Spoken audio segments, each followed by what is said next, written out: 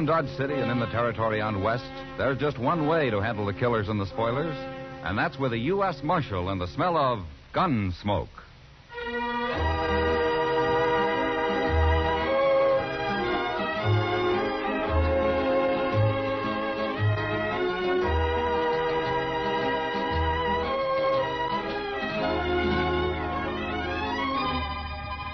Gunsmoke, starring William Conrad. The story of the violence that moved west with young America. The story of a man who moved with it. Matt Dillon, United States Marshal.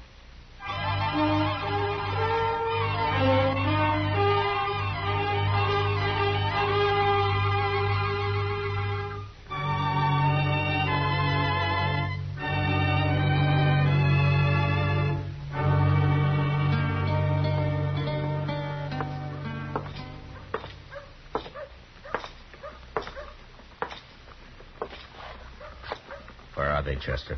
Bissell's in the barber shop, Mr. Dillon. There's 3 of his boys waiting outside and a couple more in with him. All right. You think we might better take care of them separate than all together, Mr. Dillon?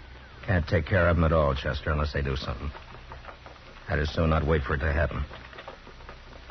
Have they seen you? No, sir, I don't think so. I've been mostly around the corner here, out of sight. That's good. All right, keep me covered, will you? Now, here, you ain't going in there alone. Yeah. Now, you can't do that. They take one look at your badge and they'll draw. I don't think there'll be any shooting, Chester. Yes, sir.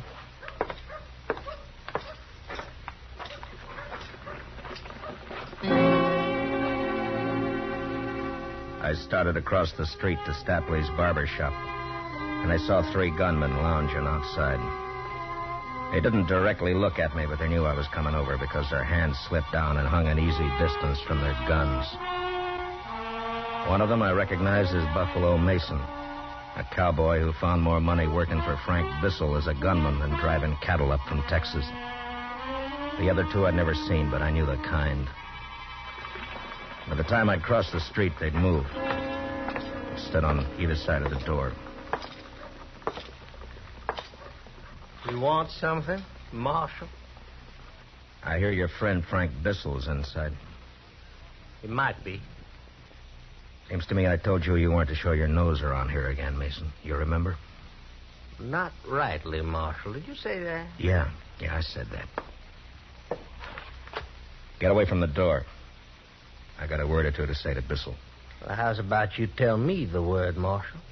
I'll pass it along. Frank is kind of busy right now. If I wanted to tell you, I wouldn't be needing to tell him, would I? Well, that's so, Marshal. How come you to take all this talk, Buffalo? Why don't you just kick him out in the street? What's your name? Hey, Dillon. All right, you 2. Take your pal over to the water barrel there and cool him off. Move. Oh, come on, get it, Buffalo.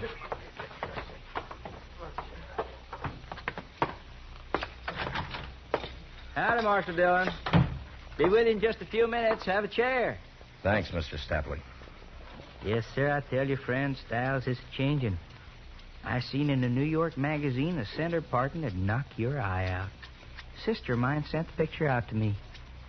Now, you sure you wouldn't like me to try it? Just cut it like I told you. Yes, sir, you're the customer.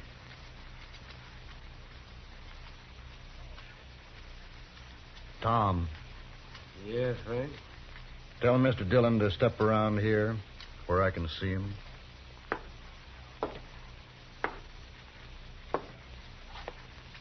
You hear what Frank says, mister?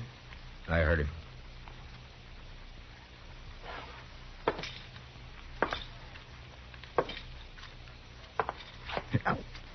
Take it easy, Barber. You're pulling my hair in the back. Oh, I'm sorry, sir. You know what I can see in the mirror, Mr. Dillon? A lot of things, I guess. I can see outside the door. I saw a friend of mine out there a minute ago. And I saw a fella whip him on the head with his 6-gun. That's funny. I saw the same thing. My friends don't like being buffaloed. Well, they should have done something about it. They should. Maybe they will. Maybe. Now, I got something to say, Bissell. Bissell? Frank Bissell? Keep on cutting, Barber. I ain't cut no killer's hair. No, sir. If I'd known who you was, I never... You heard him. Finish. It's all right, Mr. Stapler. You go ahead. Yes, sir. I know your reputation, Bissell, but right now I got no cause to arrest you. So far as I know, you're clean in this territory. But you're not staying here. As soon as you're through in that chair, you and your pals are getting out of Dodge. Well, we just got here, Mr. Dillon. We thought we'd put over for a spell. Here you got mighty fine entertainment here. It doesn't start till after nightfall, and you're going to be gone by then. Funny thing, Mr. Dillon, I've heard a lot of talk about you. Buffalo Mason says he had a run-in with you a few months back. I thought you were a different man to what I see. So? So, you're not much. Kind of windy, but not much. Tom, give the marshal a $5 piece and show him the door. That's for your duty, Mr. Dillon. Are you all through with him, Mr. Stapley? Yes, sir. I'm all through. Okay. Now get up out of that chair, Bissell. I knew what they meant about Frank Bissell when I saw him smile as he got out of his chair. It was the smile of a man who says one thing with his lips and another with his eyes. He reached down to his holster and then around to his pocket. Pulled out a bill and passed it to the barber. He'd made his move like he wanted to get me to draw. And when I didn't bite, he pulled his hat off the peg and came over to me. The two boys with him went past us and waited by the door. It's like I say, Mr. Dillon, my boys and I are here for some resting and playing. Now, if you want a private little war, you can start gunning for us any time you want.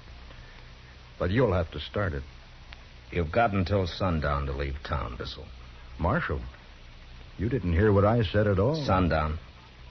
If you're still around after that, you'll all go to jail. We don't want any trouble. We want to take it nice and easy. You take it easy, too, huh? I'll be seeing you.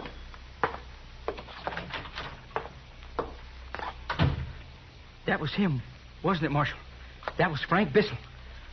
The Frank Bissell. Oh, Mr. Dillon, if you shot him in here, I could have put up a sign. Yes, sir. I sure could. Frank Bissell, shot and killed here by Marshal... I'm sorry I couldn't oblige you, Mr. Stapley. Good day.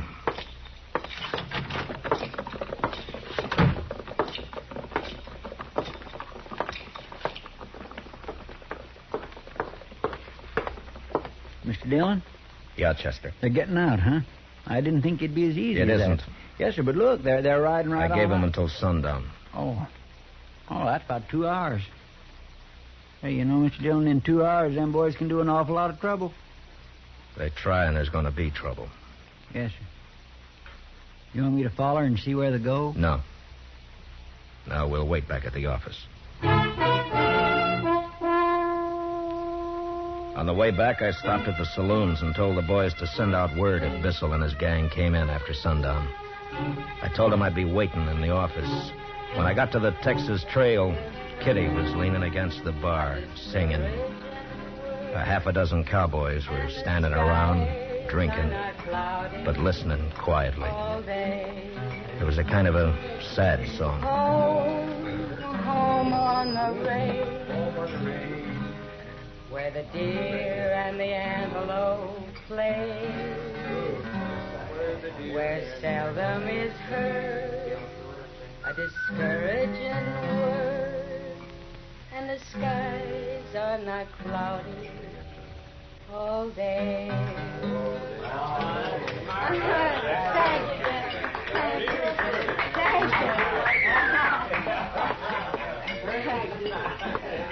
Hi, Matt. Chester. Evening, Miss Kitty. Kitty? Well, never heard that song before.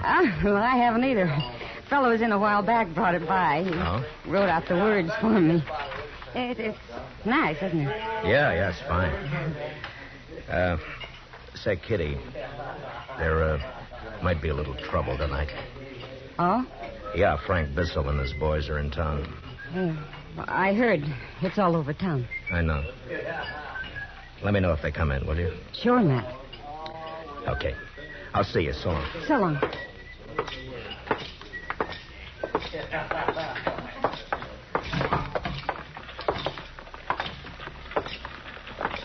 Okay, Buffalo. Seldom heard a discouraging word. That's mighty tuneful, Mr. Dillon. You feel like stopping by Delmonico's for supper, Chester? Well, Mr. Dillon, I'm kind of low this week.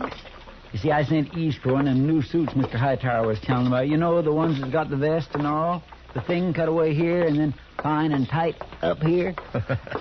I'm sure you'll look fine in it, Chester. Come on, let's get supper. I got money.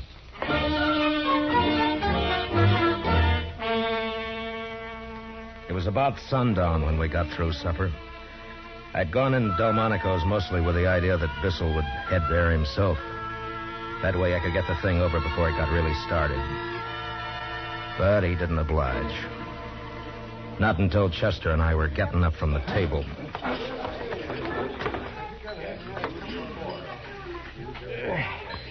My gracious, Mr. Dillon. I feel swole up like an overfed puppy dog. You look like one. Mr. Dillon, look. Coming in. Yeah, I see him. All right, let's go. Man, I'm hungry. I could eat me one.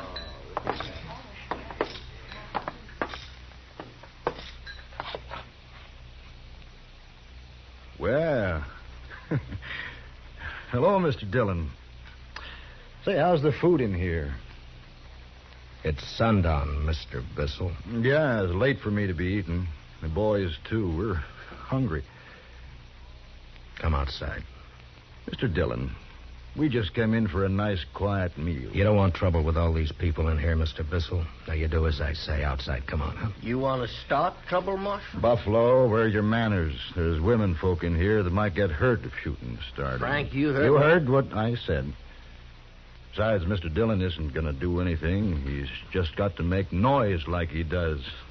So people will think he's doing his job. Well, Mr. Dillon, I sure would like to stay and talk, but... All right. All right, go ahead and eat, Bissell. I'll be waiting for you outside. Sure. You do that, Mr. Dillon. You wait for me outside.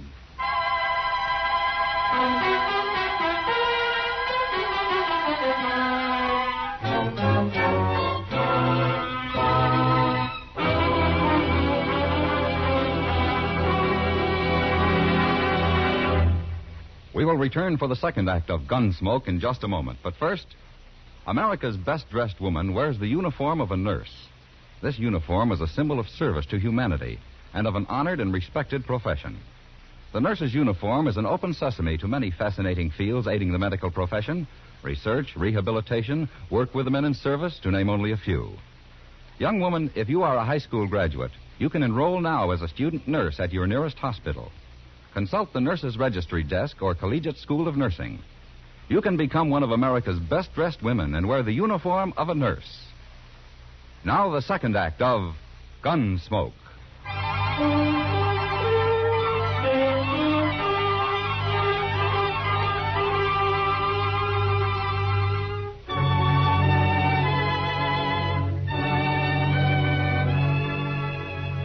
I knew there'd be a lot of talk in Dodge. Some would say that I should have drawn on Frank Bissell and his gang right then in Delmonico's. And I had my own opinion about that. Chester and I waited outside for Bissell to get through and come out. By that time, the word was out, and it sounded like every cowboy, bullwhacker, and buffalo hunter in Dodge was hanging around waiting to see the fun. It was dark then, and the moon was rising. A lot of them boys has come up from the other side of the tracks, Mr. Dillon. I know. You got any tobacco on you, Chester? Yes, sir, right here. And you want I should tell them to get on back? Here you are, sir. Thanks. Now, I tell you, Chester, most of those men have come to a show. They want to see some shooting, some blood and killing. Well, seeing how long that's what they came for, I don't figure they'll want to be any part of that show. Yes, sir. What are you aiming to do when Bissell comes out? Arrest him. Fine Bissell $100 and the others $25 apiece. Then lock him up for the night. Yes, sir.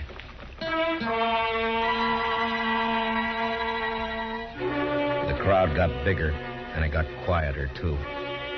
Standing on both sides of the street with a respectable distance between themselves and the entrance to Delmonico's, where Chester and I waited. It was gone on 8:30 when the door opened, and Frank Bissell stepped out, his boys following after him.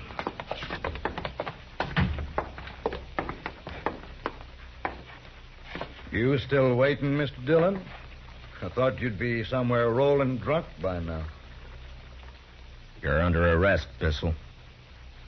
And all of you. What have we done? We're real peaceful, you can see that. Come on, Frank. Let's get down to the Opera House. Hand over your guns. Mr. Dillon, I never done that yet. I don't expect I'm going to do it now for you. We're calling your bluff, Dillon. 6 of us. Go ahead and start it. Go ahead.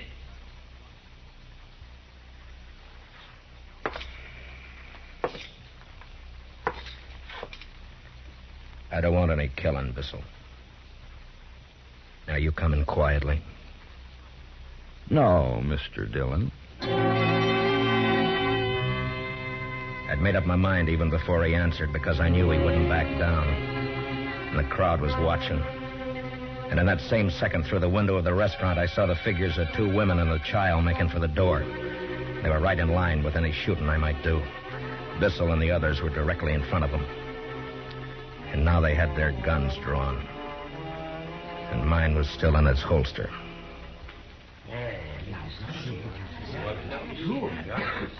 Oh, now. I've heard you're pretty fast, Marshal. With talk, Frank. Lots of talk, that's all. Sure. Now, you be a good fellow and go about your business. We're going down to the Opera House. Don't come looking around because next time we might have to be real painful with you.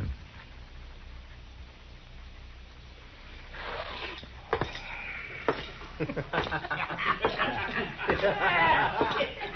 look at that. You better get out of town, Marshal Dillon. You're through. Come on, Chester. Yes, sir, Mr. Dillon. I'd made 2 mistakes. First going to Delmonico's and figuring I could bluff him out of town without any shooting. And then not getting Bissell away from the restaurant door before calling him. And it wasn't good. A lot of drifters in Dodge were going to take advantage of the situation before the night was out. Law officers don't live long when they make mistakes. Chester and I headed for the Texas Trail. You going to let them get away with that, Mr. Dillon? For a while. My gracious, Mr. Dillon, they spit right in your eye, every one of them. You ain't going to take it, are you? I made a mistake, Chester. Now I got to make it right. Yes, sir, I know, but this will be all over town. Mr. Dillon, will you tell me why you didn't draw and get it done? I had my reasons, Chester.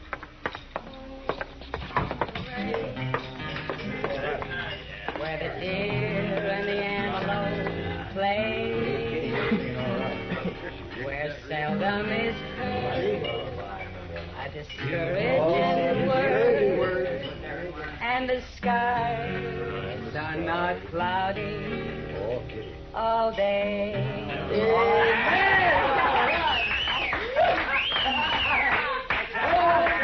Matt, I heard you were waiting for Bissell over at Delmonico's. I was worried. Everything's fine, Kitty. No, it ain't fine, Miss Kitty. That Frank Bissell drawed on Mr. Dillon and... And what, Chester? You said you had your reasons, Mr. Dillon. Join us for a beer, Kitty? Sure, Matt. You didn't get him out of town? No, not yet. Oh.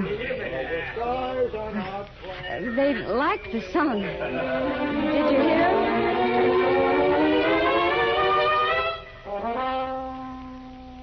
sat in the Texas Trail.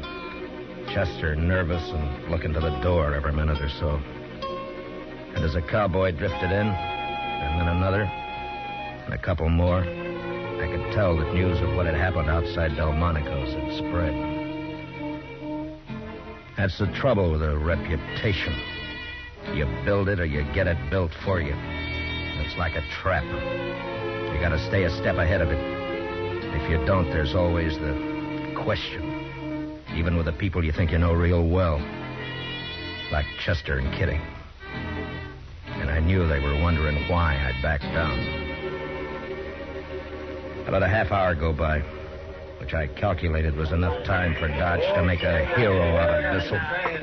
Then it was time to go.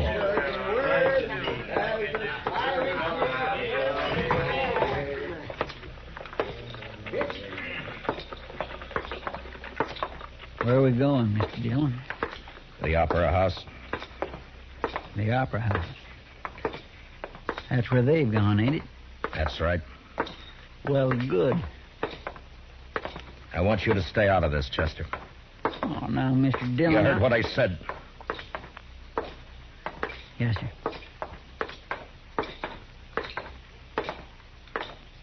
Mr. Dillon? Yeah. Nothing.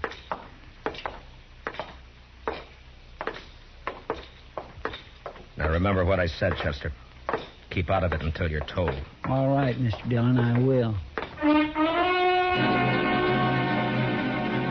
It was between shows at the Opera House. Most all the customers were in the saloon next door. Bissell was at the bar, and his pals were around him. And a dozen or more newfound friends standing him drinks. Yeah, the news had got around all right. And the gunman was a hero. He'd made the law back down.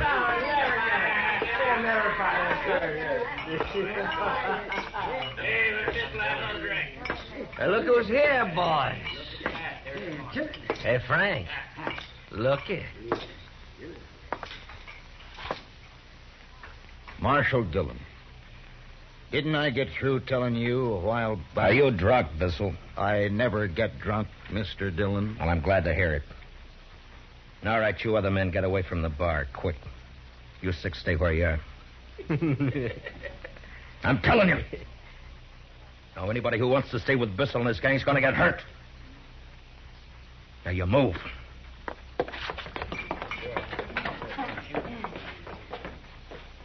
He sure is tough, Frank. Okay. Mr. Bissell. Draw. Oh, now, Mr. Dillon. You don't want me to do that. Yeah, leave me do it, Frank. I need the practice. No. No, wait a minute. No, I think he means it. Sure, Mr. Dillon. I guess I have been riding you pretty hard. Sure. Anytime you... Well, what are you going to draw, mister?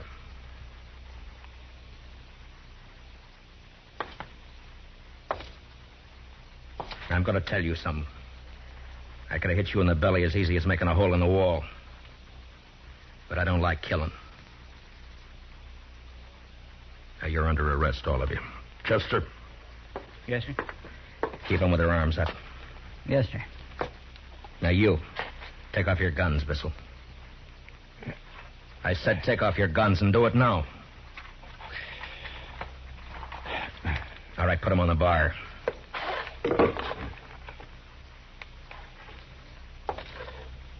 Now, I'm putting my gun on the table here. If I'm not on my feet to get it when you and I are finished, it's yours. And I'm through as marshal here. Yeah. Come on. Get him. Get him, Frank.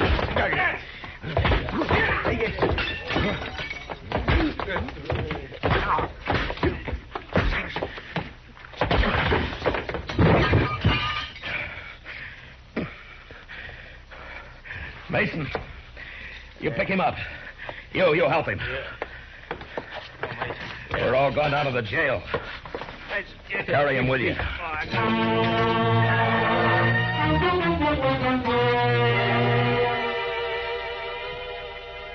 So I made a show for the town. And a lot of big words to go with it, and they swallowed it. And Bissell and his gang lost everything, including their conceit. We put them in jail overnight, and the next morning each man was fined $25, Bissell $100. And they rode out of Dodge. I'd be a liar if I didn't admit I did a little more than my job when I threw my gun away and worked Bissell over with my fists. He was a hard man, and I might have lost. Except that I had my reputation to think about.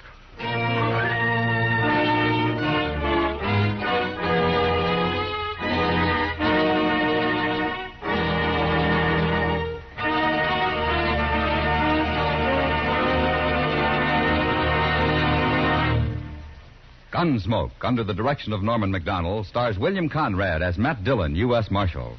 Tonight's story was specially written for Gunsmoke by Anthony Ellis, with music composed and conducted by Rex Corey. Featured in the cast were John Daner, Lawrence Dobkin, Barney Phillips, Jack Crucian, and Howard McNear. Parley Baer is Chester, and Georgia Ellis is Kitty. Gunsmoke is heard by our troops overseas through the facilities of the Armed Forces Radio Service. Join us again next week as Matt Dillon, U.S. Marshal, fights to bring law and order out of the wild violence of the West in Gunsmoke.